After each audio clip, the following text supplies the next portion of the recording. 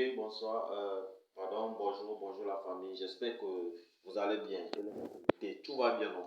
Ok, merci. Bon, aujourd'hui, nous allons parler du foot aujourd'hui, du football ou bien du sport. Et pratiquement le foot, le sport, là, c'est le football. Et c'est dans quel pays? Le Togo. Parce que je suis un Togolais, je veux parler du foot togolais. Si on parle aussi de la mathématique aussi du sport, parce que le sport aussi c'est la mathématique. Pour jouer sur le terrain aussi, il faut faire la mathématique, j'espère. Bon, maintenant aussi, je vais vous poser certaines questions concernant le foot togolais ou bien le foot togolais que vous allez répondre en commentaire. Vos réponses seront en commentaire. Je vous en prie. Mais n'hésitez pas de vous abonner, hein. Ok. Bon, aujourd'hui, aujourd'hui nous sommes en mars. Bon, aujourd'hui, je dis en mars, nous sommes dans le mois de mars. Et ce mois-là, le 24 et le 28, le Togo a un match décisif. Le Burkina-Togo, Togo-Burkina. Le 24, c'est le Burkina-Togo à Marrakech à 19h, temps GMT au Maroc. Parce que le stade de Burkina Faso n'est pas homologué, donc le match est déporté vers au Marrakech au Maroc. À 19h GMT. Le 28, le match retour Togo-Burkina au stade de Kégué, parce que le stade de Kégué est homologué grâce à l'expérience et la force de notre ministre Djibesi Kama. Et c'est très évident. Et aujourd'hui, bon, quelle question je voulais vous poser concernant le foot? Est-ce que vous, aujourd'hui, le Togo peut jouer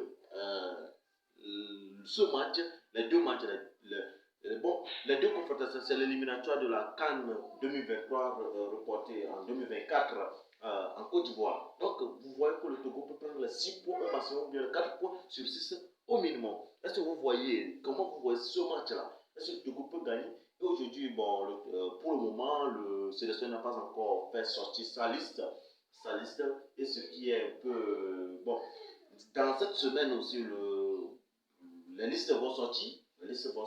On va voir quel joueur on peut jouer. Et il a annoncé d'avance aussi que le Maroc Tchaki ne peut pas être dans la liste des vainqueurs, pardon, la liste des joueurs.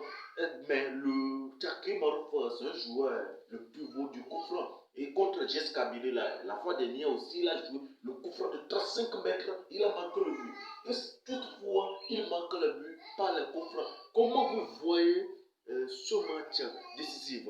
Et Marouf Tchaki n'est pas, parce que le Togo ne peut pas jouer, passe jusqu'à le marquer. Et s'il y a Tchaki, Marouf aussi, bon, ce joueur peut jouer coup franc pour sauver le Togo. J'espère. Et là-bas, Marrakech, si on joue match nul ici, automatiquement, obligatoirement, on doit marquer le but ici. On doit gagner ici pour avoir les 4 points. Et quel est l'apport du public sportif? Comment le public sportif, le rapport du public sportif? S'il vous plaît, j'aimerais vous annoncer que vous devez sortir le 28 là, le temps GM19, où vous supportez le Togo. Parce qu'on veut la victoire, on veut aller la CAN 2024 à Côte d'Ivoire.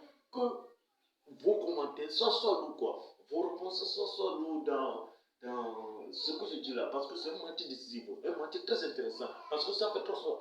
On ne peut pas, on a raté 2 CAN comme ça. La CAN 2019, je pense que l'autre CAN qu'on avait joué et le Sénégal a remporté la coupe. Donc on peut prendre aussi l'exemple du Sénégal qui a remporté la CAN de Beach Soccer, la CAN 2021, la CHAN et cette fois-ci la CAN U20. 4 trophées. Regardez comment le Sénégal fait l'exploit. On peut imiter le Sénégal. Donc, je vous en prie, comment le Togo peut faire? Comment le Togo peut faire pour gagner ce match? Parce que c'est un match intéressant, un match très solide. Mais c'est la fois dernière, la CAN 2013, on avait joué contre le Burkina. Et c'est le Pitropa, si je pense, le Pitropa qui a marqué le coup de tête, qui nous a éliminé, pratiquement éliminé totalement de la CAN en quart de finale 2013. Donc, mes amis, et de l'autre côté, le coach qui est de l'autre côté, Ibab Velout, c'est le sélectionneur des Burkinabés, des talents du Burkina. Il était sélectionneur du Togo. Il était sélectionneur du Togo, des SPV du Togo. Et il est encore le sélectionneur du Burkina. Et Paulo Duarte, le sélectionneur du Togo, aussi était sélectionneur du Burkina. Et Paulo Duarte dit que 50 sur 50, le match là, c'est sur 50 sur 50. Mais Hubert veut dire quoi? Je vais pour prendre les 6 points. Comment vous voyez cette déclaration? La bataille médiatique entre ces deux sélectionneurs. Comment vous voyez ça, mes amis? commentaires dedans. Merci, n'hésitez pas de vous abonner. C'est toujours AGK Auguste Auto. Merci, à vos abonnés.